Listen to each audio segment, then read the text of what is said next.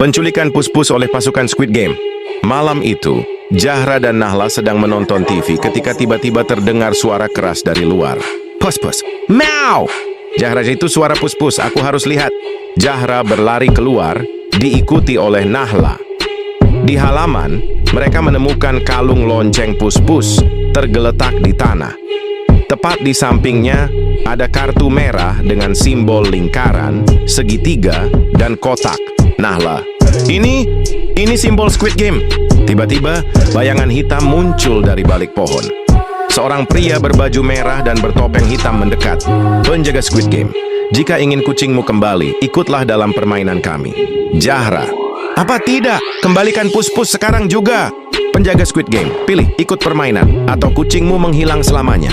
Nahla menggenggam tangan Zahra erat. Wajah mereka penuh ketakutan. Dari kejauhan, suara Pus-Pus terdengar samar, seakan meminta tolong. Pus-Pus, meong, meong.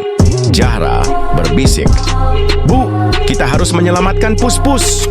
Nahla menatap tajam ke arah penjaga misterius itu. Dengan napas berat, ia menjawab, "Nahla, kami ikut."